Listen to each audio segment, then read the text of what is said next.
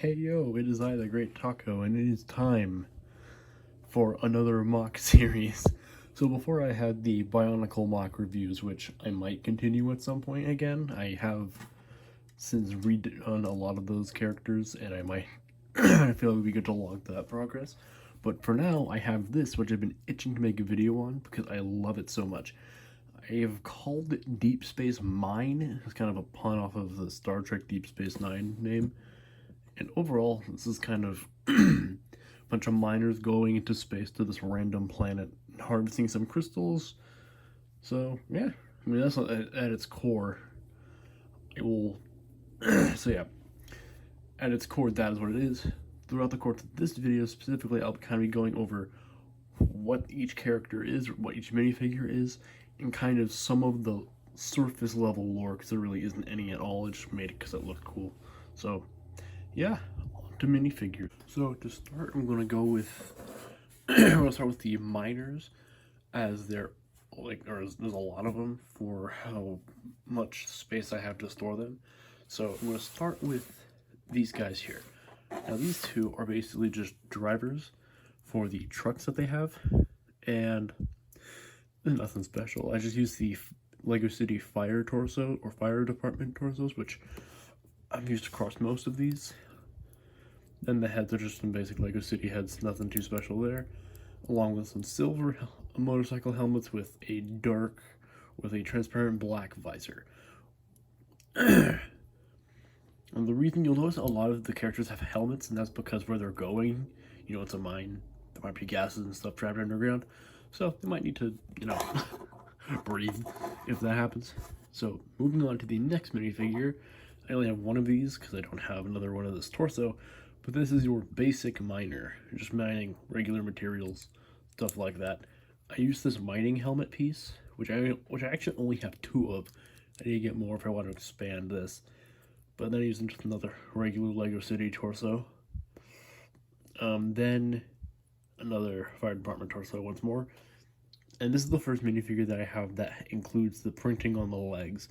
Now I have these two which don't have printing, but every other minifigure uses this leg printing or something similar.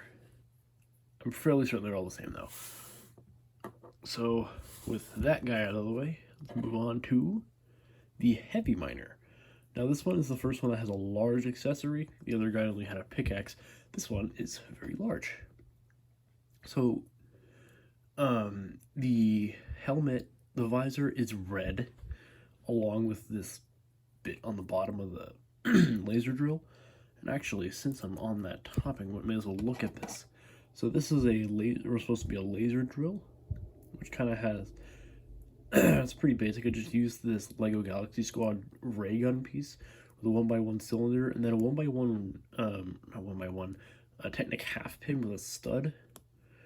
Then put this little nub piece on it. So they've been used as ink pots before.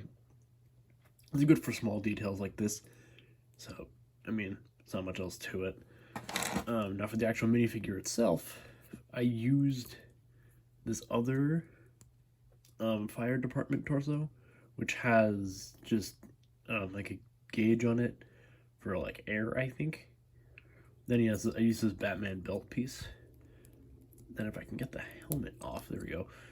For the head, another Lego City head, and for the back of the torso, because this other guy has used the same one, just regular fire torso. Time to reassemble this guy and get him back in the lineup. There is actually a reason for the helmet and laser drill being red, which you will see in one of these future episodes of the series. So yeah, I think you could call them episodes, I don't know. Now for the next minifigure, if I can get this one to stand up. Fine. And for the next minifigures, these are just soldiers, or just guards, I've been calling them. Now these ones are pretty basic. I mean, it's just the same exact torso like in the last minifigure, but instead I used this more heavy, like use the classic space air tank along with this like kind of respirator, I think it is, along with the firefighter helmet. Just because designed for that piece. Now I wanted these to look a little more. These guys to look a little more imposing, so they have guns, which once more are using the Galaxy Squad ray gun piece. But then I put a half pin on it, and this time in light gray. Overall, they're pretty simple. This is another Lego City head. Now, this is where they start to get a little more unique, and that's with this one. I used a, dang it, I used a World Racer's head here. So, if I can get it, there we go. So I just used this World Racer's head, because it is a very nice looking print. This one's a little worn off. I have another one, but I'm using it on another minifigure, so, yeah. Also, this one has the thing, or has like the respirator over his face, so it's a little harder to see. Still see it though, past it. Now for the last minifigure, this is the Foreman, or last one of the miners. This is the Foreman, so I used, once more, the same legs, because I wanted that visual consistency across all of them, even if he isn't going to be actively mining or shooting something. Once again, another Lego City head. This is a very common hairpiece. A lot of people know it as Jay's hair from Ninjago, but it was being used before that. Then the torso, I think it's a construction torso. I got it from, I got it secondhand, so I don't know what it said it was from. But it works really well for this application, so, I don't know. Works well. Now, Cave Dwellers. These, I really wanted to go all out and make them look a little bit weird and outlandish, because, well, they're aliens. They're on another planet. So, at its base, I used some Chima heads, which are pretty basic. I mean, there's nothing too special about them. I mean, the Chima head and then the Chima torsos are pretty basic. So I'm going to go over, actually, each one has a different head. This one has this kind of head. They're double-sided. I was using the side with the visor because he has a gun, or the monocle, I guess you could call it.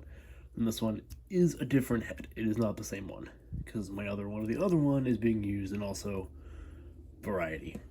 So on this one, I'll go over the torso prints in a bit, but the weapon on this one is like this kind of glaive, I think you could call it, from Lord of the Rings, and then a lightsaber hilt with a red tile on the end of it. This is actually for the same reason as the heavy miner, so you'll see why that is in a later video. Also, I used the samurai armor because I thought it looked cool, so yeah. For the other one, I just gave him this kind of gun, or I made a gun, just using one of the Ninjago nunchuck hilts, transparent red 1x1 round, a goblet, and then one of these cone pieces. And I think it gives some pretty good visual consistency to them, so yeah. And for the torso print, it is just another Chima thing. I just used the same torso and legs for each one. Now, part of that torso print is part of the reason why I give them armor, because the chi crystal's cool, as is the blue arm. But you'll see on the legs, these are from the fire and ice Chima waves, so they're like decomposed. There's muscle showing and stuff. I didn't really want that, so I did the best I could to kind of cover it up as much as I could. But, nothing's fully perfect. So, that's about it. Ciao.